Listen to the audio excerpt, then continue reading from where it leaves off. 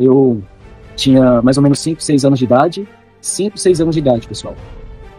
É difícil de lembrar, porque assim, eu tinha apenas essa idade e lembro, né? Mas eu lembro muito bem como se fosse hoje. Os meus tios, com medo de eu ter herança, começaram a cogitar, né, contra mim. Eu fui mandado, menino, vai, pega o seu caminho, pega o seu rumo, você tem que ir embora daqui, você não pode ficar aqui. Então, para eu que já tinha sofrido a vida inteira. Então, isso foi difícil, ouvindo aquilo tudo, eu não aguentei. Eu falei, então eu vou, minha avó, eu vou embora. Eu tinha 15 anos, eu falei, eu vou embora, eu vou ficar mais. Eu não aguento mais. Chega, essa família que sempre me rejeitou, então chega, vamos embora. Não há mais lugar para mim aqui. Teve momentos nos Estados Unidos eu fui atacado, a pessoa pegou, começou a me enforcar. Eu pedi a Deus, Senhor, me dá uma força. Eu sou pequeno. Olha o tamanho dessa pessoa. Me dá um pouco de força para me defender. Eu não tenho ninguém aqui para me defender, o seu Senhor. Olá, pessoal. Meu nome é Ivan Souza. Eu tenho 29 anos e vou contar para vocês o meu testemunho para glorificar e dar honras ao nosso Senhor Jesus. Minha história começa desde os tormentos, desde o ventre da minha mãe. Né? A gente que tem propósito, a gente que é de Deus, começa cedo. Então, minha mãe engravidou aos 15 anos de idade, e meu pai tinha 17 anos, e eles brigavam já muito, né? Moravam na roça, minha mãe desviada, né, na época da igreja, enfim. E até para dar à luz também, ela teve bastante complicações, até chegar na estrada, pegar um carro, e passando muito mal mesmo. Eu vim então a nascer, né, de 31 de dezembro de 94, e continuou-se as brigas dos meus pais. Eu acabei indo morar com a minha avó paterna, né? Meu pai brigava muito com a minha mãe não deixava barato também, brigavam também, eles se agrediam fisicamente, ao ponto de correr risco de vida. Minha mãe, ela é muito brava também, ela sofreu muito na vida, assim, ela cuidava dos irmãos dela, né, a mais velha, e também ela sofreu algo pessoal, do qual deixou ela uma pessoa muito afligida, muito perturbada no início da vida dela. Então, ela não conseguia ter paz, nem para ela, nem quem dirá para as pessoas ao redor, né? Enfim, eu morando com a minha avó, passei por muitos tormentos também, de perseguições, assim, dos meus tios. Eles tinham muita inveja de mim, os meus tios paternos, muita inveja mesmo. Eles nunca gostaram, assim, da minha avó me ajudar, né? Minha avó me presentear com alguma coisa. E eu apanhava também, eles me batiam, eles me esbofetavam, principalmente as minhas tias, que eu tinha mais convívio com elas. Não estou aqui para expô-las, os nomes, não, mas para testemunhar o que aconteceu comigo, né, para honrar ao nosso Senhor. Então, pessoal, fui crescendo dessa forma, e aos meus 5 anos de idade, por um dos meus tios. E isso acabou com a minha infância. Eu tinha mais ou menos 5, 6 anos de idade. 5, 6 anos de idade, pessoal. É difícil de lembrar, porque assim, eu tinha apenas essa idade e lembro, né, mas eu lembro muito bem como se fosse hoje. A gente, quando ia pra fazenda, eu não gostava nunca gostei de fazenda, de cidade pequena. Eu sou do interior do Pará, cidade de Tucumã, no Pará. Todo mundo me conhece lá, minha família política, né? O nome da rodoviária leva o nome do meu avô, o senhor Osvaldo Aleixo de Souza. Então, assim, todo mundo me conhece lá e minha família também. Então, esse evento acabou com a minha infância. A gente foi pra fazenda e lá esse meu tio falava que a gente ia sair para caçar, né? Que a gente tinha esse hábito de caçar, de lidar com espingardas, de caçar pássaros, caçar animais mesmo para comê-los, né? Se alimentar deles. Então, nessa conversa eu fui com ele, só com ele, e chegando lá ele começou com histórias, né? Tipo, olha aqui, quero te mostrar. Aliás, começou a brincar comigo, olha o peixinho dele, e levando na conversa, pessoal. Ele acabou tirando, né, da calça e mostrando. Falou para eu pegar, né? E ali continuou, né? Várias outras formas, né? Várias outras formas praticou. E eu lembro que eu fiquei assim assustado, sem entender o que aquilo significava, porque até então era o meu tio, do qual eu confiava, né? Tanto sentia aquela segurança. Não imaginava que poderia acontecer assim. E ele falou que eu não poderia contar, né? Para minha avó, nem para minha mãe, nem para ninguém, senão eu iria apanhar, né? Então assim, eu já tinha medo, e às vezes as pessoas pensam, nossa, mas você deveria ter contado se você não gostou. Mas não é isso, pessoal. A gente, com a cabeça de criança, não imagina isso. A gente fica com medo, enfim, depois desse dia eu já me tornei uma criança diferente, né? E ocorreu outras vezes, e depois tornou algo repetindo, algo que eu sempre estava envolvido, tanto com esse meu tio, como também com outras pessoas, e me tornei uma criança viciada, uma criança antes bem assim, como eu posso dizer, envolvida em tudo, feliz, sim, mas eu sempre fui presença onde eu for, seja fazendo alguma arte.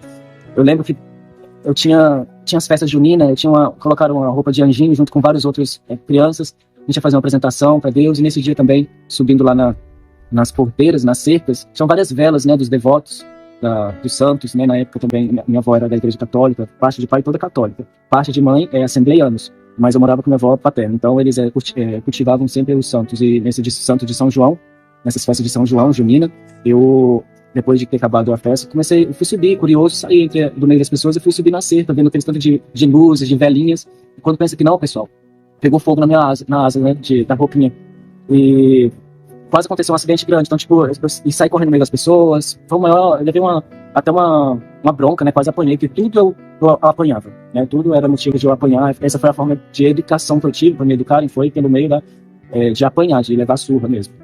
Fora as humilhações também dos meus tios, que me batiam no rosto, né, me davam um tapa na cara, essa é a palavra.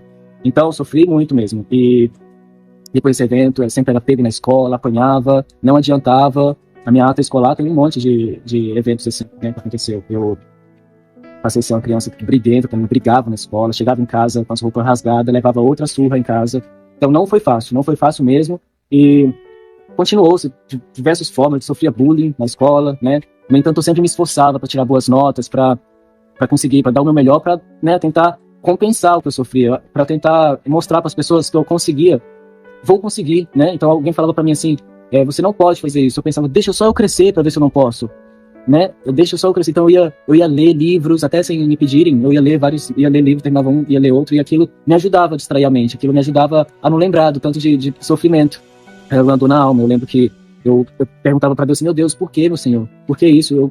Me mata, meu Deus, me mata. Eu pedia para Deus, para ele me matar, porque eu não entendia aquela dor na alma, né? Doía mesmo. Eu lembro que eu mordia para não sentir a dor, e me escondia no meio, debaixo da cama, me escondia, às vezes me enrolava num colchão para ficar lá, bem lá no meio, bem escondidinho. As pessoas me chamavam e eu ficava caladinho ali, chorando. Eu chegava a dormir, me dava até sono, eu chegava até a dormir. Depois a minha avó me achava, depois eu saía. Mas foi bem difícil, e eu sofria de bullying, andava também com as maus companhias, me relacionava com os meninos da escola, com minhas primas. Várias foram as minhas primas que, quando criança, a gente teve atos. Peço até perdão a elas, as outras crianças que hoje são adultas, pelos esses eventos acontecidos. E essa foi a primeira mordida, assim, que eu digo, na minha alma. O primeiro toque, assim, na minha alma, que machucou e acabou com a minha infância. Acabou mesmo. E fico um pouco emocionado, pessoal, mas vamos continuar. Eu tive de enfrentar os meus medos, todos eles, essas afrontas sempre me fizeram eu, então, me impulsionar, querer mais coisas de que eu poderia mostrar por um status de que eu poderia conseguir, né? Então, através dos estudos, eu conseguia bolsas escolares. Eu estudei na escola adventista, consegui bolsas escolares, estudei 10 anos na escola adventista, consegui bolsas escolares também na escola Pitágoras, né, da escola da Vale, só para filhos de funcionários, mas sobrava algumas vagas, né, para pessoas, né, da prefeitura, e me colocaram lá, eu sempre corri atrás e sobrou alguma vaga para eu tentar conseguir a bolsa. E eu estudava muito e conseguia, graças a Deus. Na verdade, o que eu pedia para Jesus na minha vida inteira, eu sempre pedi em nome de Jesus, papai, amém. E eu conseguia. Então, minha avó materna, minha avó da Assembleia, eles são pastores da Assembleia, meu avô e minha avó diaconisa. Então, eles me ensinavam a orar, eles me chamavam para cantar lá na frente do púlpito, né? Eles dão um nome, dá oportunidade. Vamos dar oportunidade para ele cantar, os meus outros primos, meus outros netos. Então, ele sempre ensinou sobre Jesus, sempre ensinou. A gente cantava a harpa de manhã, até antes de se alimentar, a gente se juntava assim, umas 10 pessoas da família, eles, filhos, os netos, quem estava ali na roça, a gente cantava. Então, são coisas que eu nunca vou esquecer, né? Ensinarás as crianças o caminho certo, e elas tornarão a voltar ao caminho certo, mesmo que se afastar, né, desviar. Então, continuando, veio ao longo da vida diversos outros fatores, e eu estava sofrendo muito já com as perseguições dos meus tios, com as perseguições na escola, com essa dor na alma. E meu avô paterno, que me criava, ele começou a ficar doente. Ele trabalhou muito a juventude dele, começou a ficar doente na pele, ele tinha uma manchinha. E ele foi verificar o que era, e constatou-se câncer de pele. E, pessoal, ele começou a sofrer muito, tanto ele como a família inteira, porque o senhor Oswaldo, né, que eu falei anteriormente, Oswaldo Aleixo, ele sempre foi uma pessoa de ajudar as outras, entendeu, na cidade. No cargo dele de política, e também foi uma pessoa própria, pioneiro na cidade também. Na cidade tem só, acho que uns 37 anos, no dia de hoje, 2023, tem uns 37 a 40 anos. O meu avô era pioneiro lá. ele estava sofrendo muito. Então, assim, a gente via as pessoas visitando em casa, a gente via a família que não se via há tanto tempo vindo visitar, e aquilo dava um sentimento de perdendo, né? Assustava. E minha avó sofria muito também. Minha avó, ela nunca teve estudos, ela sempre teve um coração grande, então o que ela tinha era o emocional dela. Meu avô agia mais pela razão, ele não demonstrava muito seus sentimentos. Agora, minha avó sempre demonstrou, sempre lutou por mim, sempre me defendeu, né? Minha avózinha hoje, ela não é viva mais, mas ela sempre me defendeu, ela morreu com Jesus, tá? Não adianta, ela morreu salva, se converteu ao evangelho, e um ano depois ela morreu salva, feliz. Enfim, voltando a essa história, não era ninguém ainda convertido. Era uma vida de bater carteira na igreja, né? Na época na igreja católica, no dia de domingo, e chegava em casa, mais brigas, meus pais também muito perturbados, principalmente meu pai, que eu convivia mais, então ele bebia muito, muito mesmo, ficava bêbado. O meu outro tio também, o irmão dele, também ficava bêbado, e dava muito problema com os meus avós. E eles, às vezes, minha avó sempre ia atrás deles no bar, com um cinto, pra bater neles, lá no bar mesmo. E a gente ia e ela batia neles e voltava com eles pra casa. E eles rindo dela, entendeu? Eles zoavam ela, ria. Já meu avô, não. Se meu avô fosse, qualquer vez, só falar assim: meus filhos, vocês estão fazendo isso, que desgosto, hein? Aí ele já chorava, ele dizia: pai, nos perdoa, pega aqui o cinto, bate na gente, perdão, perdão. Chorava mesmo, a embriaguez passava assim, rapidão. Então, essa era a diferença deles, mas ambos com muito amor, muito mesmo, porque uns criaram muito bem. Meu também apanhava da minha avó, do meu avô, acho que quase não apanhei, não apanhei, não lembro. Mas a minha avó apanhei bastante também, mas não tão, mas quando eu merecia. Várias vezes não tinha feito nada, mas a maioria das vezes eu tinha merecido. E essa foi o jeito que ela foi criada também, né? Ela disse que era criada na roça, com chicotadas de que dá nos bois, né? Ela ia guiar os bois, se os bois tornassem pro lado direito, irmão, ela lado errado, então ela já levava uma chicotada e, enfim, ela disse que era criada como homem, entendeu? Eu preferia ter nascido homem. Naquela época, ela sofreu muito. Então, ela agiu ainda bastante assim, do jeito que ela foi criada comigo, né? E ele veio ficar doente, cada vez mais doente, a gente cuidando dele, a gente teve de viajar com ele, a gente ia muito pra Goiânia pra fazer tratamento. E aquilo era cada vez pior, porque a gente passava a noite cuidando dele, ele fazendo radioterapia, aquilo congelou, um lado dele ficou paralítico de um lado, sofrendo, chorava. Então a doença, assim, ela acabou com ele e na família também. E ele veio a morrer um ano depois, mais ou menos no ano de 2011 ele veio a falecer. E isso foi um outro balde de água fria na nossa família, porque ele era a base da casa, colocava ordem, né? Mantimento também, vinha praticamente dele. E tornou-se, então, uma briga muito grande na família. Os meus tios, com medo de eu ter herança, começaram a cogitar, né, contra mim. Eu fui mandado: menino, pega o seu caminho, pega o seu rumo, você tem que ir embora daqui, você não pode ficar aqui. Então, para eu que já tinha sofrido a vida inteira, já tinha tornado um escravo pelos meus atos, depois na escola, com as coleguinhas, com os primos. Era um tormento, pessoal, era um tormento, eu não aguentava mais. E então, eles falando: tem que pegar o seu rumo, a minha avó passando mal o tempo todo. Ela não podia ver alguém doente, que ela dava uns ataques tipo epiléticos, ainda mais ver alguém morto, ainda mais o marido dela, o meu avô. Então, mas foi difícil, eu vendo aquilo tudo, eu não aguentei. Eu falei: então eu vou, minha avó, eu vou embora. Eu tinha 15 anos, eu falei: eu vou embora, eu não vou ficar mais. Eu não aguento mais. Chega, essa família que sempre me rejeitou, então chega, eu vou embora. Não há mais lugar pra mim aqui. Desculpa, pessoal. E eu fui para Goiânia, a minha avó continuou me ajudando. Minha avó continuou a me ajudar, escondido dos meus tios, né? Estavam com medo de eu ter herança. Eu tinha direito, eu morei a vida inteira com os meus avós, cuidei deles. Eu era considerado o braço direito dos meus avós. Cuidei da minha avó também, que tinha diabetes, ela teve de amputar o dedinho dela, não sarou. E teve de cortar um pouco mais para cima, não sarou, e cortar de novo. Eu curei, tratei aquela ferida dela 6 meses. Eu orava para Deus fechar.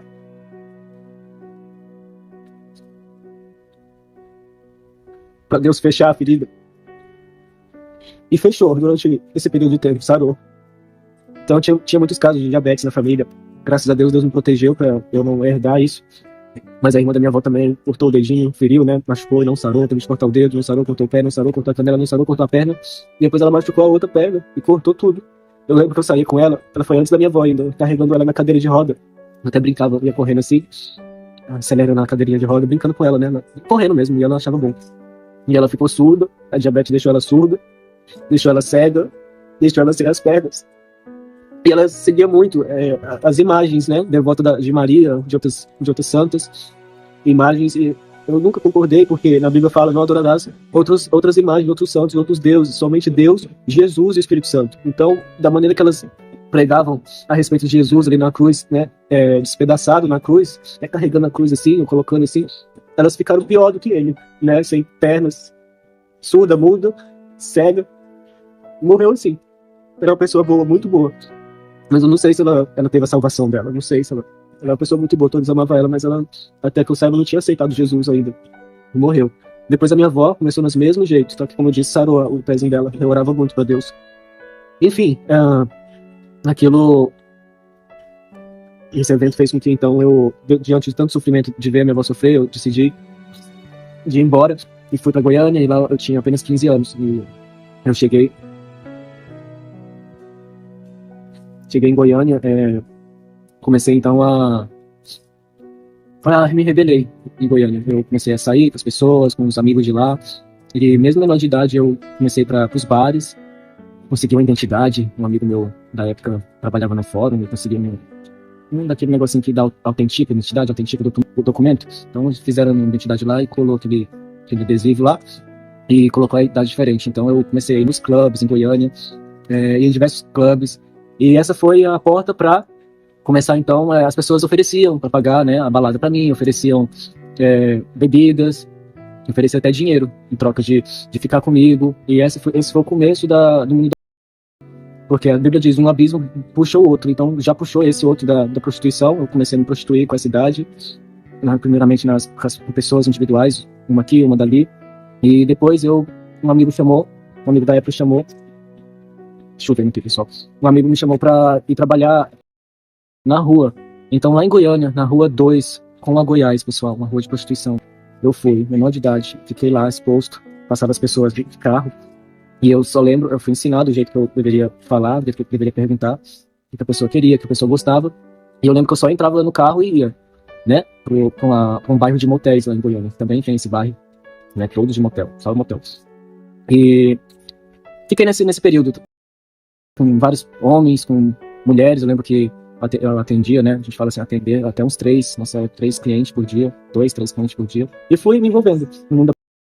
Em seguida, logo eu anunciei no bate-papo da UOL, que era uma sala mesmo na internet, eu anunciava lá.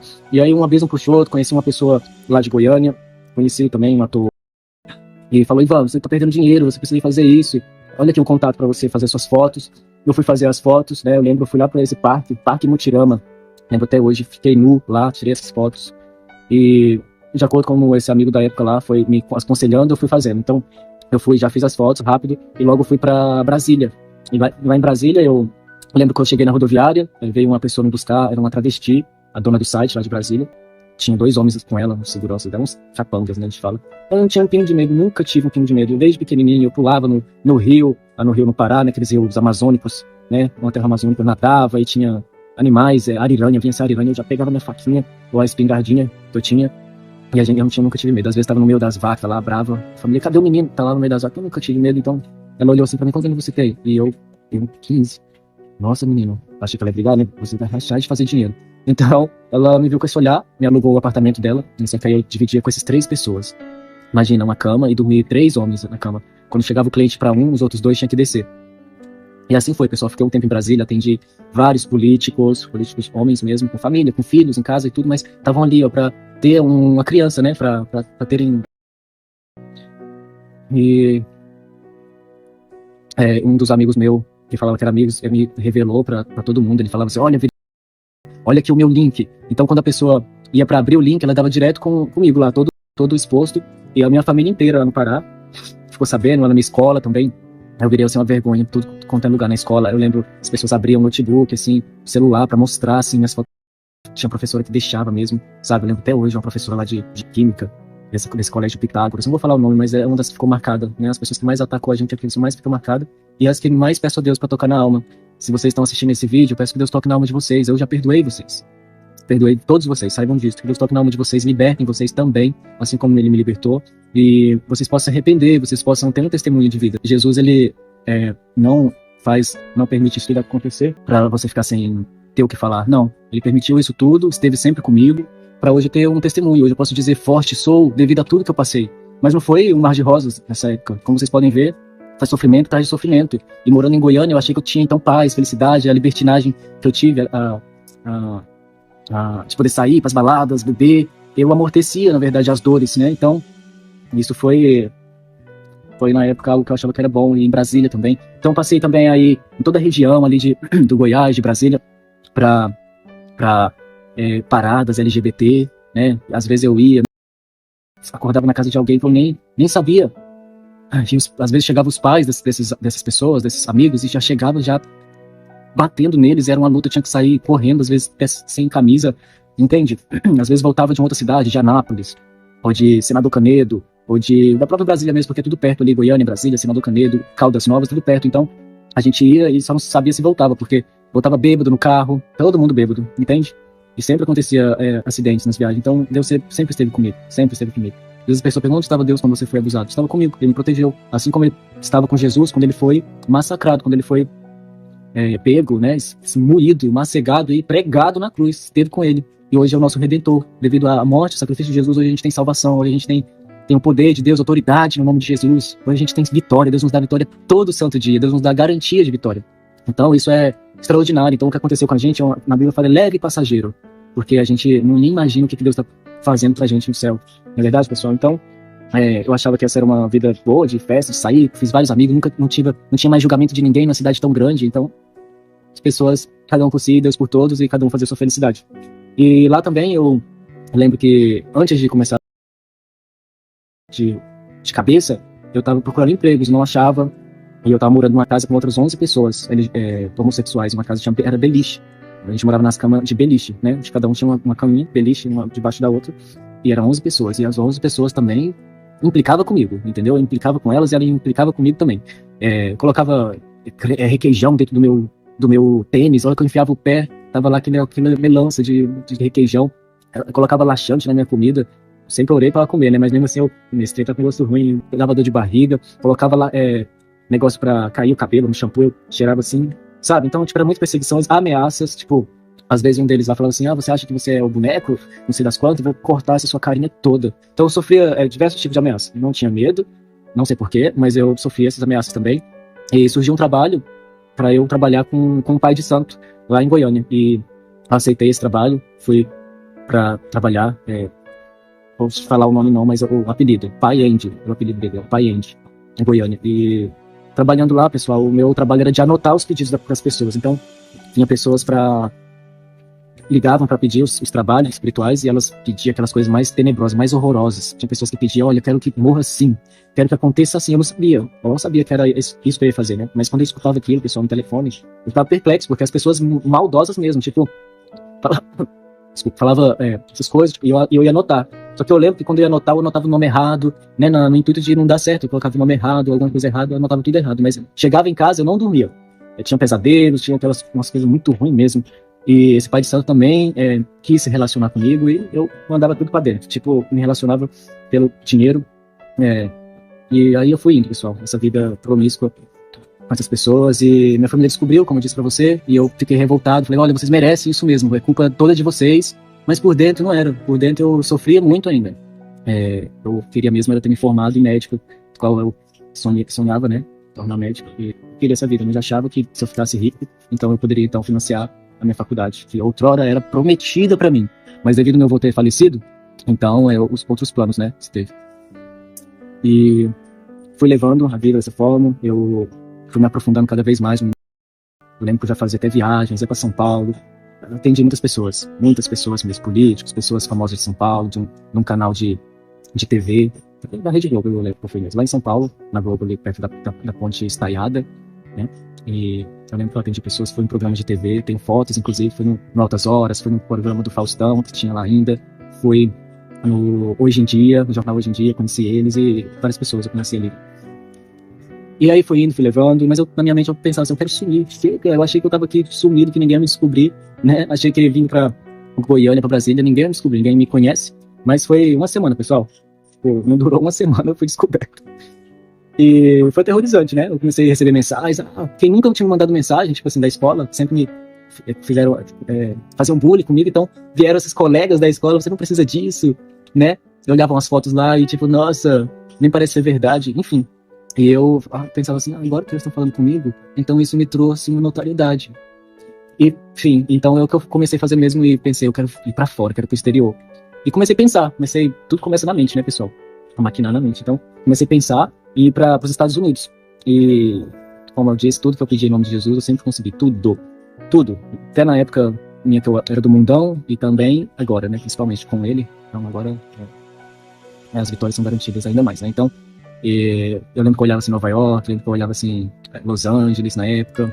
Queria muito ir, né? Aquela questão assim, de ir para a América. A coisa assim do Brasil, né? Tipo assim, de ir para a América. Todo mundo assistia aquela novela, então tinha já muitas pessoas na minha cidade que tinha ido, né? Atravessado até a fronteira lá de pé. Né? Aí eu olhei outros lugares, olhei assim Paris. E, por fim, eu comecei a olhar a Inglaterra, Londres. Tinha assistido um filme na época, filme lá, do Harry Potter, e isso me influenciou bastante, apesar de ter lido bastante livros, eu tinha na minha mente viajado em vários lugares. Então, por isso que ler é muito bom, né? Ler coisas que edificam, né? Então, no meu caso, eu lia muito sobre não sobre viagens, mas de histórias. Então, essas histórias me davam muito a imaginação, né? Então, eu decidi ir para Londres, eu tive de esperar aos 18 anos ainda, mas eu fui juntando dinheiro, né? E pedindo a Deus, Deus, me ajuda aí. Quando chegar lá, fiz várias promessas. Quando chegar lá, eu não vou mais procurar um trabalho sério, eu vou procurar um trabalho novo, digno. Prometi para Deus, né? Várias promessas. E lembro que no dia de viajar, eu tinha feito passaporte, exatamente no mês seguinte que eu fiz 18 anos, 31 de dezembro, a hora que voltou aos dias fora dias festivos, eu corri lá no shopping Araguaia, em Goiânia, e fui no VaptVipt, que tem lá, e fiz meu passaporte, estava com 10 dias. Comprei as libras, né? Ainda consegui comprar 1.000 libras na época. A libra valia acho, uns 3,20, 3,50. Hoje vale 7, mas a gente valia isso, eu consegui comprar 1.000 libras. Fiz minha malinha e não avisei pra ninguém, só pra Deus mesmo, e fui. Uma coragem que eu sempre tive, e fui pra Londres. Falei, eu vou ir, vou passar e vou entrar. E chegando lá, eu lembro que eu tava indo assim até meio rápido pra alcançar a fila logo, né, da imigração. E tinha uma família lá, e eu falei, não, melhor esperar pra eu ver como que é, né?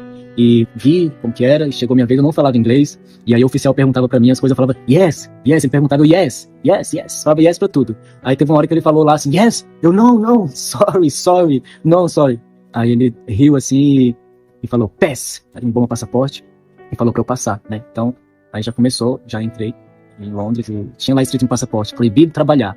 Aí eu, pai, logo eu que, quando fala que é proibido, né? Quando fala que é proibido, sempre falou que é proibido, aí é que eu ia querer ter. Ainda mais pra trabalhar, né? Eu trabalho desde os meus 7 anos de idade, o meu primeiro emprego foi de cobrador, eu tinha ali uma bicicletinha pra sair fazendo cobrança na minha cidade, e as pessoas se escondiam debaixo da cama, falavam que não tava, e eu, tá lá debaixo da cama, vem cobrar. E não ia até me pagar. E se não pagasse, eu chegava, eu falava, vou contar pro meu patrão. E contava o jeitinho que eu via lá. Até receber. Então eles não gostavam mesmo. Então eu sempre fui persistente. E assim eu fui indo, pessoal. Cada um tem um jeito de ser. Deus fez a gente, cada um com temperamento, né? Sempre fui assim do estupim curto e pegava muito. Hoje Deus tem me moldado, tenho aprendido. Cada dia é um aprendizado a mais. Mas eu sempre fui do estupim curto. Principalmente quando fui morar sozinho. Então, ao leve sinal de ameaça, já tacava uma pedrada. Ou uma paulada, ou mordia, precisava de morder as pessoas também, tacava dentado, e aí também apanhava às vezes, mas não deixava, não ia de graça, eu levava desaforo de graça pra casa não. Acho que eu puxei um pouco minha mãe, acho não, tenho certeza. Minha mãe também sempre foi do estupim mais braba, né, mais braba, meu pai era mais manso, E aí peguei, fui pra Londres, cheguei lá, procurei trabalho, de início eu até procurei, tipo, cumpri com as minhas promessas, e todo lugar que eu ia falava assim, não pode ir, não pode trabalhar, você é ilegal, você é imigrante, não pode. Eu, então, já que vocês querem documento, né? Se não terminar de falar. Da mesma forma que eu fiz lá em Goiânia pra eu ir pra balada, né? Identidadezinha, então, em Londres, não foi diferente. E eu fui pra trabalhar, o local foi logo naquela estação lá do Harry Potter, vocês vêem no filme, onde tem vários bares, vários pubs, e eu encontrei um trabalho ali, de trabalhar num bar. O meu trabalho era de pegar os copos que chegavam dos garçons e colocar na máquina, fechar, a hora que tivesse lavado, eu tirava, secava, guardava. Fazia isso o dia inteiro, umas 8, 10 horas por dia. Só que, como eu disse, eu sempre fui do estupim curto. Então, às vezes, eu tava assim, desbruçado assim na máquina, esperando terminar a lavagem dos copos. E às vezes vinha uma pessoa e falava, olha, o Ivan tá assim, tipo, me desdenhando de mim, né? Então eu já pegava assim um copo, o que você falou? O que você falou? Fala de novo. E aí eu já fui chamado na diretoria lá no trabalho, tive avisos, e não adiantou. Eu perdi o emprego. E então eu falei, não tem jeito pra mim mesmo, meu Deus, não tem, não tem jeito, né? Então, fazer o quê? E aí fui, achei um lugar lá, uma casa de prostituição, coisa que não dificilmente tem, hoje em dia deve ter vários, mas de mulher assim, é o normal, né? Tem a casa, tem as mulheres, e aí chega os clientes e vai escolhendo, e vai pros quartos. Mas aí tinha essa de homens lá em Londres, né? O nome lá é Vila Diane, eles falam que é casa de massagem, mas quando entram nos quartos não é massagem que tem. Algumas vezes é massagem, mas a maioria das vezes não é mesmo, E eles estão lá há tantos 20, quase 30 anos assim, e algo proibido no país, mesmo assim eles prevalecem lá dessa forma, né? Então, pessoal, lá foi onde eu tive essa oportunidade para mais ainda. E ali foi assim o começo do fim do poço, porque eu lembro que eu fazia 6 clientes, 7 clientes por dia. E todas as vezes a maioria eu tinha de... Então, assim, eu saía sugado do lugar, sugado sem forças, mas com um bolão de dinheiro na mão. Era o que me amortecia mais, porque eu tinha uma promessa de que eu só voltaria pro Brasil a hora que eu tivesse milionário. Essa era a palavra que eu falava, que ela vai ter poder. Eu falava, e enquanto eu não juntasse, eu não voltaria. Fiquei um pouco tempo lá, juntei o valor. Metade desses valores que eu fazia lá era pro dono, proprietário. Então, era caro, pessoal, era caro. Metade do que eu ganhava ficava pro dono. Aqueles 6, 7 clientes todos os dias. Eu me lidava com outros... Eram em torno de 10, 15. Chegava o cliente, a gente se espunhava lá assim, tirava a camisa. E aí o cliente falou, eu quero aquele ali, quero aquele lá. E a gente só ia lá pro quarto, onde já estavam eles. Então, aí a gente saía, assim, de lá, e os amigos falavam, vamos lá pro centro, né, pro Sorro. É uma área central lá de Londres, pra gente, vamos lá beber. Então a gente ia beber ainda, ia pra sauna, ia se relacionar também, eu e os colegas, né, tipo... E, então, assim, era uma escravidão mesmo, uma escravidão que só Deus sabe. E disso foi levando a minha vida, fui cada vez mais sofrendo. Eu também comecei a relacionar com um dos garotos e a gente acabou querendo ir morar juntos e eu falava, olha, é pra casar? Eu sou um rapaz pra casar, se não for, vamos terminar e eu vou procurar alguém que queira casar comigo. Eu queria ter uma vida, eu pensava que eu ia ter uma vida, se eu casasse, tivesse filhos, fosse rico, né? Eu pensava, então, eu vou ter um status, vou ser feliz. Então eu procurei nisso, né, nas viagens também.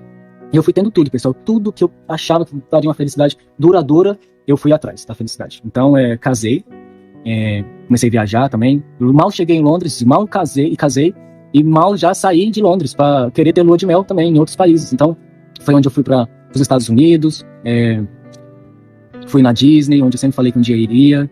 Minha tia, eu lembro, vai caçar um cabo de enxada, menino, mas nunca teve isso, né? Me esbufetava no rosto. E eu fui então para Disney, fui no Universal Studios, onde eu sempre quis ir. E fui viajando. E cada vez eu tinha a felicidade, que até durava um período de tempo, da mesma forma como eu cheguei em Londres, mas depois aquilo foi durando menos, pessoal. Então, eu chegava num lugar, em Londres durou uns 8 meses. Depois fui para Nova York, durou menos ainda. Fui para Paris, menos ainda. Depois eu, conseguindo dinheiro, juntando, comprei minha primeira propriedade. E fiquei feliz naquela primeira propriedade. Mas não durava, ficava vazio sempre. O vazio aqui dentro era algo como comesse, algo como cortasse o coração. Era meio cega a faca, porque esfregava e doía mesmo. Eu comecei a usar remédios para dormir, né? Porque eu comecei a ter ansiedade, muita ansiedade. Acordava já com aquele tanto de mensagem de cliente, então eu ia administrar tudo, agendar os horários. Eu mesmo fazia tudo, não tinha um agenciador por mim. Quando eu fui começar a trabalhar por conta própria, quando eu saí dessa casa lá, eu aluguei, fui dividir uma casa com um apartamento com uma travesti. Aí eu pagava para ela metade do aluguel e eu anunciava por conta própria. A gente brigava muito, mas ela também viajava, então eu ficava com um flat para mim, sozinho, uns 15 dias só para mim. Até eu casar e morar junto com essa pessoa, né? Eu fiquei casado 5 anos. E eu tive os meus direitos de poder morar em Londres, né? Meus direitos civis, para poder ter o documento, de poder ficar lá. Ele é brasileiro, mas também é italiano. Então, isso me ajudou na época, né? Para eu poder ter os meus direitos. E assim foi levando a vida, pessoal. Com trancos e barrancos, dançava nas baladas, nas boates, dançava como se fosse um gogoboy mesmo. E na noitada eu sofria, tinha vários assim, vários momentos que eu achava, vou morrer, tem olha o tanto de droga que eu tô usando.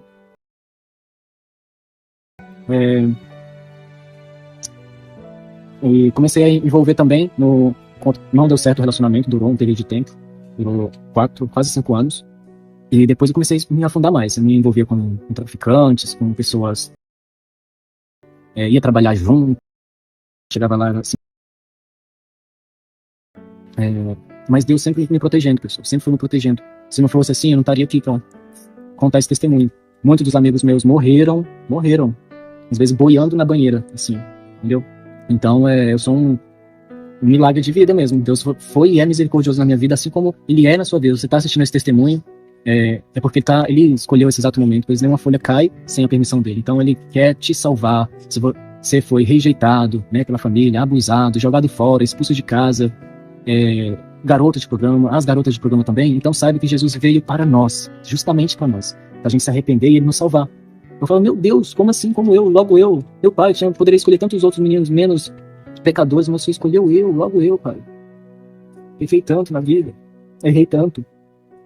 Mas está aí a palavra dele. Quem mais pecou, mais amou. Porque muito foi o amor do perdão que Jesus liberou em mim e nos que mais pecaram, do que aqueles que pouco pecou, porque pouco foi perdoado.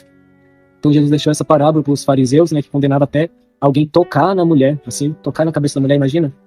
Então ela estava ali, entrou naquela casa que só tinha homem, correu para os pés de Jesus, juntou aquele olhinho dela, 1 ano, gente. Era difícil ter esse perfume unguento, 1 ano. Derramou tudo no pé de Jesus, era o ato mais visto, assim, como humildade, né? Significava humildade e humilhação à pessoa amada. Então ela fez isso.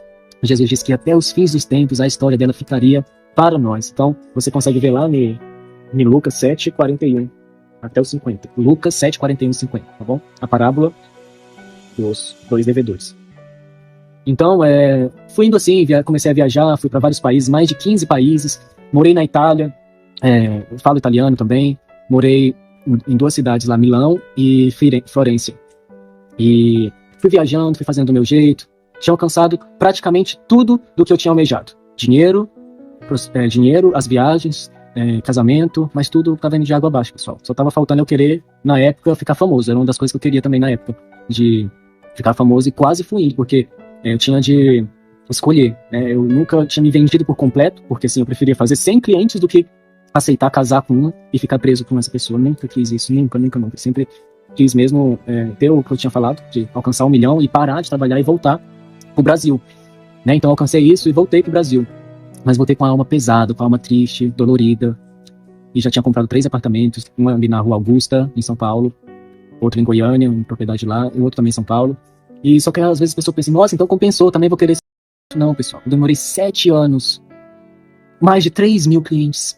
3 mil clientes, pessoas, 3 mil clientes, não eram 300, mas 3 mil pessoas, da qual eu me sujeitei. Eu tive perigo de vida, teve momentos nos Estados Unidos eu fui atacado, a pessoa pegou, começou a me enforcar, eu pedi a Deus, Senhor, me dá uma força, eu sou pequeno, olha o tamanho dessa pessoa, me dá um pouco de força para me defender, eu não tenho ninguém aqui para me defender, o seu Senhor. E ele me deu essa força. Eu lembro que eu bati as mãos assim no peito do cara, por incrível que pareça, ele caiu longe, e eu levantei e falei algo, xinguei ele lá e bati a porta assim com toda a força. Quase não sei como essa porta não atravessou a parede, tão raiva que eu tava. Ele pode ficar com esse dinheiro teu. Saí pensando na vida, pensando, meu Deus, eu poderia ter morrido de novo, sempre o perigo de vida. Poderia ter morrido aqui, meu Deus, indigente, eu não tô nem em Londres, na minha casa, né? Morei lá 10 anos, então não tô nem em Londres, nem no Brasil, tô aqui nos Estados Unidos. O que vai acontecer de mim? Minha família não vai nem saber. Fiquei pensando, mas o mal não desiste, pessoal. Então logo eu saí desse episódio e eu tava nos Estados Unidos, o custo alto de pagar os hotéis, pagar os voos, pagar os sites. Sempre é uma vida cara, tem de pagar, tem de fazer um tanto de coisa. Então, para sustentar, é por isso que dá a escravidão, de ter que trabalhar, porque a vida é alta, é cara, pessoal. Então, logo no telefone já veio outro cliente, e eu detalho no meu testemunho, que eu já contei esse testemunho também na minha biografia, chama Uma Alma, 3 mil mordidas. A verdade precisa ser dita. Eu conheci, então, essa pessoa, próximo do... né, bem próximo, na mesma cidade lá de Oregon, na cidade de Portland, no estado de Oregon. Eu detalhei em específico essa pessoa, porque ele mesmo sendo algo proibido, já estava no erro, já é proibido nos Estados Unidos, proibido por completo, da cadeia e tudo, principalmente para quem financia e paga isso. Então essa pessoa já tinha sido processada por ele já era... Então tinha sido processado por... E eu tava indo pra lá, né? Ele fez a proposta pra mim, pra ficar alguns dias lá, se não me engano, 4 dias. Eu combinei o valor para os 4 dias, um valor alto, e fui. Tive pessoas pra buscar no aeroporto, tive disponível um conversível pra mim, além dos... Porque na casa dele tinha chamado de house boys, que é os meninos que cuidam lá, como se fossem mordomos. Então tinha mais outros 2 meninos, cada um tinha o seu carro, e disponibilizaram pra mim, e eu poder mandar sobre eles, nas coisas que eu ia querer, nas coisas que tinha de comprar, né, pra eu comer e tudo. Então tinha tudo isso, pessoal, mas só não tinha mesmo a felicidade, né, tinha sempre o vazio. Então, fui pra lá, tenho provas desse evento, tirei fotos também. Caso qualquer uma dessas pessoas que eu citei aqui, que eu cito no livro, vierem me processar, eu tenho como provar, não é minha intenção, mas eu tenho como provar e como mostrar.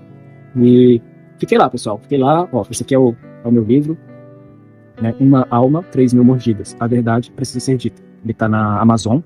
Você pode conferir. Testemunho com mais detalhes, né? Onde eu falo dessas histórias, dos detalhes. E principalmente da luz do fim do túnel. Né? Que depois de eu ter alcançado todas essas coisas, eu não aguentava mais o vazio. É como Deus perguntasse assim pra mim: terminou, Ivan? Já terminou, meu filho? Aí eu, então, que sempre falava: Deus, quando eu ficar velhinho, aí eu viro crente. Deixa eu viver minha vida. Eu não faço mal a ninguém. Então, pela primeira vez, comecei a me baixar minha cabeça e falar assim: meu Deus, terminou. Me ajuda. Porque sozinho eu não posso. Sozinho eu não consigo sair. Era muito peso na minha alma, gente. 3.000 pessoas. Foram só as que eu consegui salvar o número. Eu nem lembro porque na época eu salvava o telefone das pessoas. Você salvava e escrevia um note, né? O homem da camisa azul, o homem do bar, o homem dono não sei das quantas, fulano que tal. Colocava uma descrição ali, né? Porque às vezes eu não queria nunca mais ver certas pessoas, outras até dava de repetir. Mas eu sempre salvei. Então foram mais de 3.000 pessoas, fora as que eu me relacionava por vontade mesmo, própria. Então tava com algo muito pesado. Deus fala que a gente torna uma carne só, né? Quando a gente alguém, imagina como tava a minha alma, como é que tava o tanto de demônios, entendeu? Então ali no meu apartamento e em São Paulo, vinha vozes, né, pra eu me jogar, e eu tinha comprado um AP, eu lembro que foi o meu primeiro apartamento, eu comprei que era o último, acima de todos, em 23 andar. Eu era orgulhoso, pessoal, eu era orgulhoso. Deus tem me moldado pra ser a pessoa mais humilde, mais simples, tenho sido, graças a Ele, tudo é graças a Ele, tudo, todas as conquistas, toda a honra, toda a glória, tudo, eu dou graças ao meu Deus, ao meu Senhor, que me escolheu, eu poderia ter escolhido várias outras pessoas, mas Ele escolheu a mim, escolheu a você. Por mais que você pense que não, Ele nunca te deixou. Nunca deixou, o Pai nunca deixa seus filhos abandonados por aí. Em contrapartida, Ele acolhe, Ele ajuda. Em contrapartida, Ele tá lutando todo santo dia. Ele diz que todo dia tá lutando. Gente, Deus vive nossas dores, Deus sofre, Deus sente dor quando Ele perde uma alma. Ele diz que quando uma pessoa dos seus morre, é uma felicidade para Ele, porque vai direto para os braços de Deus.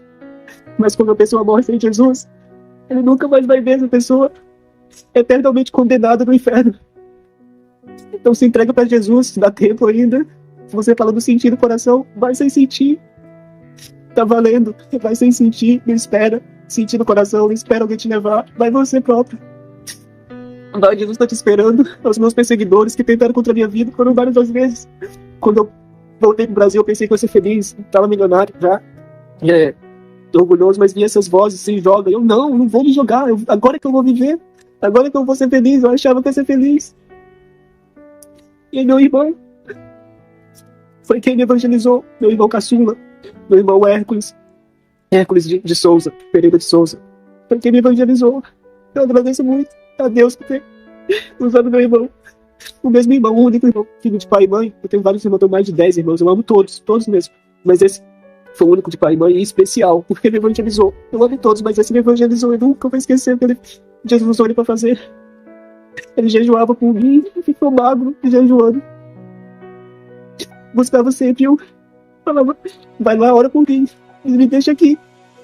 Ele mudou de cidade lá do Goiás, que ele, ao contrário, sempre foi o contrário de mim. Eu nunca gostei de roça, ele sempre gostou, nunca gostei de cavalo, essas coisas, ele sempre gostou. Sempre gostei de estar de extravagante, ele nunca gostou de viajar, essas coisas, nunca. Sempre foi um menino pacato, criado com a minha avó materna, assembleiana, e eu com a minha avó católica. Ele sempre teve paz, eu não. Deus fez as coisas assim, a gente não entende, só depois. Eu pequenininho, eu tenho 1,70m, pessoal, 1,69m. Meu irmão tem quase 2 metros. Eu sou mais velho, tenho quase, vou fazer 30 anos. E ele vai fazer 5 anos mais, vai fazer 24 anos. Então, Deus fez esse contraste mesmo. Ele evangelizou. O Papai do Céu vai dar galardão pra ele. Obrigado, meu irmão. Deus te abençoe. E todas outras pessoas também, que quando eu resolvi, então, de um certo dia, ele sempre me convidou para ir na igreja. E a igreja que a gente que eu sou também hoje, a igreja que eu sempre falava: eu nunca vou nessa igreja, nunca vou. Eu falava: essa igreja é uma seita. E esse bispo é o diabo. Eu falava. Né? Não tô aqui para anunciar placas de igreja nem nada, mas eu comecei então a ser evangelizado para a Igreja Universal. E eu peço até perdão ao bispo de Macedo, né, pelo esse jeito que eu falava. Mas eu sempre fui daqueles assim: deixa eu ir lá conferir, deixa eu ir lá ver. se é isso mesmo. Deixa eu lá ver, eu vou lá conferir se não pode gay na igreja. Deixa eu lá ver se não pode mesmo. Quem é que vai me pedir de algo? Quem é que vai me pedir de fazer algo? Eu fui com essa intenção, com má intenção, inclusive, de quero contar um testemunho, pegar o microfone, e na hora que eu pegar o microfone, eu xingar eles todos. Eu achava, enfim, pessoal, mas eu fui. E a hora que falou assim, ó, eu lembro que foi numa sexta-feira do descarrego, né? Achei até engraçado o nome descarrego. Foi um dia que me chamou a atenção pra ir, porque segunda-feira do sucesso financeiro, não preciso. Terça-feira da cura divina, não preciso. A alma precisa ser curada, não preciso. Orgulhoso do jeito que eu era. Quarta-feira, busca do Espírito Santo. Achava que era o nome do incenso, da pombinha lá. Peço perdão a Deus, eu não sabia. Quinta-feira, terapia do amor, não preciso. Sexta-feira do descarrego, eu pensei, pronto, agora é a macumba na igreja. Agora esse pessoal que fala que tem um diabo nos coros, eles falam que deve ser pago. Eu vou lá desmascará-los. E fui. Era o que chamou, vem aqui na frente, você que escuta vozes, você que tem inveja, você que sofre, não dorme, faz uso de remédios pra dormir, vem aqui na frente. Eu lembro que quando eu fui ver, eu já tava indo. E a hora que o pastor colocou, o pastor começou a orar, começou a sessão de libertação, o obreiro colocou a mão na minha cabeça. E eu lembro, pessoal, quando ele colocou em nome de Jesus, todo mal saia, toda inveja, todo gordo, sai. Eu comecei a ter manifestamentos espirituais. Fiquei com medo. Mas eu vi o mundo espiritual, eu comecei a ver, poxa, o diabo existe. Em vez de eu me ficar impressionado com o poder de Deus, fiquei impressionado, poxa, o diabo existe, enfim, Deus me perdoe. Mas então, a partir daí, e outra minha irmã também, que cortava os pulsos, a Gilete, ela manifestou também, foi bem feio, mas pra quem não sabe e julga, fala que é a pessoa que não tem o que fazer, que é a pessoa que é mente fraca, que é a pessoa vagabunda, que não foi educada, pode até ser, mas atrás disso tem o mal. E eu vi com os meus próprios olhos o diabo manifestado, dizendo que ia levar ela, que ia matar ela. Então, pessoal, não foi fácil entregar para Jesus também, não foi um mar de rosas, mas a partir daí, então, foi quando começou os embates na minha vida. Forte eles, pessoal. Não foi fácil. Não foi nem um pouco fácil. Afrontas, calúnias das pessoas, fichinha, sempre. Veio pessoas, eu comecei a trabalhar, Deus me formou, eu consegui tirar minha carteirinha de servidor federal público, né, de corretor de imóveis. Foi algo que eu fiz. Desculpa, pessoal. Foi algo que eu fiz, um curso profissionalizante, mas não deixou de ser uma profissão, e é da qual eu exerço hoje, além de escritor também. Hoje eu escrevi sobre meu testemunho e escrevo sobre testemunho, sou um caçador de testemunhos fortes para escrever, e Deus tem honrado. As coisas que eu adquiri através da prostituição, eu perdi, eu me envolvi com criptomoedas, com Bitcoin, né, na época, e perdi muito, pessoal. Que eu não sacrifiquei para Deus, as pessoas falam, sacrificar a Figueira Santa, eu posso dizer com propriedade, eu sacrifiquei para Deus muitos dos meus bens, e Deus me honrou. Hoje eu tenho meu apartamento em Londres, tenho meus negócios no Rio de Janeiro, tenho coisas em São Paulo também. Então, assim, além de ser corretor de imóveis, escritor, então Deus, ele me honrou, tá? Então, não tenha medo de fazer para Deus, porque ele vai dar para você 100 vezes mais, 10 vezes, 100 vezes mais, tá? Isso eu posso garantir a você que ainda não devolve o dízimo, é o mínimo que um cristão convertido faz. Porque Deus, ele não precisa de dinheiro, ele não come dinheiro, ele é espírito. Mas isso é uma forma da gente dar honras e glórias. Se alguém perguntar para que fomos criados? Para dar honras e glórias. Nossa, mas Deus é assim, fez a gente, os homens, como se fosse um soldadinho para dar honras e glórias. Foi isso que Davi perguntou e foi isso que Deus respondeu. E por que o Senhor ama tanta gente, Deus? E só peca contra o Senhor, Deus respondeu, porque eu te fiz a minha imagem e semelhança. Só por isso. Então, Deus é o único digno de da honra e da glória. Se alguém quiser contender, daí é com você. É uma coisa que ele deixou você ter um livre-arbítrio de escolher ele ou não. Porque se ele fizesse a gente obrigado a sem ter um livre-arbítrio, ele não iria se sentir honrado, nem glorificado, nem muito menos amado. Imagina você colocar um cabresto, vai me amar assim. Não. Você tem a escolha, mas também tem as consequências. Então, você pode ser até uma pessoa boa, até a que faz caridade, até a que faz o bem. É o mínimo de uma pessoa que se diz do bem, né? Mas se você não se render para Jesus, se não for pelo amor, geralmente pela dor, mas se você nem pela dor se render a Jesus, você vai pro inferno, não vai pro céu. Vai ficar aqui, porque Jesus está voltando para nos salvar, para quem espera ele.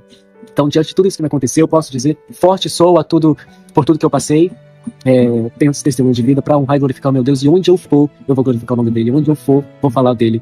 E eu faço isso só para ele. Eu escrevo só para ele. Exclusivamente para ele, que teve compaixão de mim.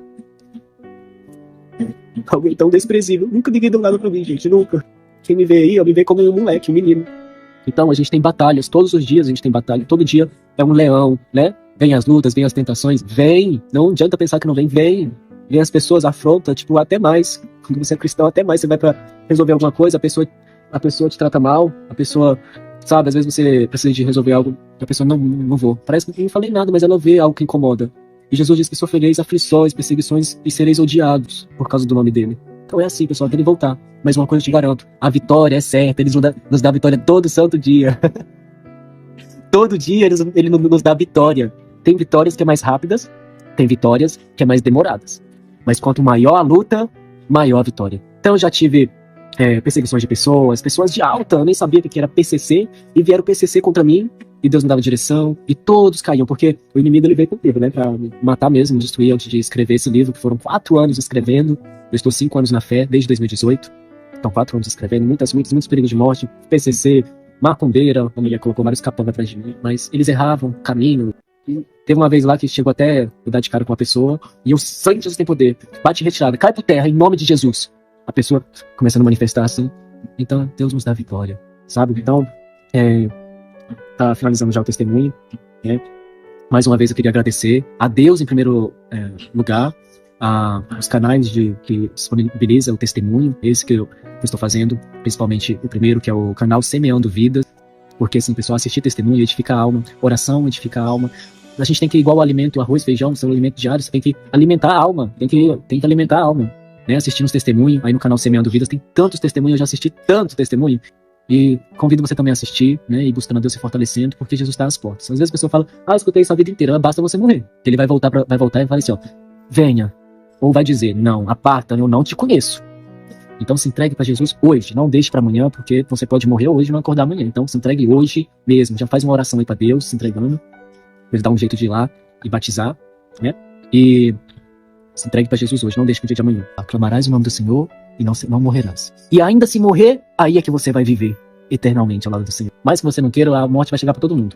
E que a gente cristão não tenha medo de morrer, porque a gente espera um dia conhecer Jesus face a face. Eu mesmo, quando eu encontrar o meu Senhor, quero ficar igual a Maria Madalena, beijando os pés furados do Senhor, as mãos furadas do Senhor.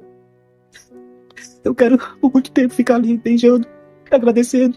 Eu já agradeço, mas eu quero isso, sempre quis conhecer o meu Senhor, olhar direto nos seus olhos. Igual aquela música do Além do Rio Azul. Obrigado a Deus, obrigado a você por assistir o testemunho. Se tocou a sua alma, eu peço que você então compartilhe. Peço a você as orações também, tá bom? Porque, aleluia, porque a luta continua. A luta continua e a garantia é que vamos vencer todas. Temos vencido e vamos vencer todas. Essa garantia é nos dada na cruz do Calvário, onde Jesus derramou todo o seu sangue, até a última gota de sangue foi derramada, o seu corpo esmiuçado para nos salvar. Então, aleluia, porque a luta continua, a vitória é nossa. Peça a oração, orem por mim, porque não é fácil, para escrever o livro não foi fácil, para contar o testemunho aqui também não é fácil, mas é isso. Que Deus abençoe a sua vida, e você puder olhar lá o livro, eu agradeço também, Uma Alma, 3 Mil Mordidas, e que Deus abençoe a sua vida, logo você também vai estar edificando almas e trabalhando para o Senhor, porque não tem melhor prazer na alma do que agradar a Deus, de fazer a obra de Deus, né? Hoje, como eu digo pra você, eu tenho uma vida profissional, não tenho, como posso dizer, rico, mas eu sou uma pessoa próspera. Tem diferença, depois você dá uma pesquisada, tá? É a questão eu tinha falado do dízimo. Seja dizimista, Jesus vai te ajudar, vai te abençoar. Foi o pacto que eu fiz para poder sair da prostituição, e até hoje Deus nunca me deixou, né? Deus sempre tem me honrado, e cada um com seus votos, cada um com seus pactos com Deus. Tem pessoas que não gostam desse nome, mas eu fiz um pacto com Deus. Se porventura outrora tinha feito em outros lugares, hoje eu faço com Deus, o dono de tudo, soberano, dono até, né, do outro lá. Então, que é o lado forte, é o lado infinitamente poderoso, onipotente, sabe de tudo, onisciente, e está em todo lugar, onipresente. Então fica com Deus, um abraço, e que Deus abençoe a vida de vocês. Canal Semeando Vida. Deus dá o crescimento à semente que é plantada em terra boa. Deixa aqui o seu comentário, se inscreva no canal e ative as notificações para receber mais conteúdos que irão abençoar a sua vida. Até a próxima e fiquem com Deus.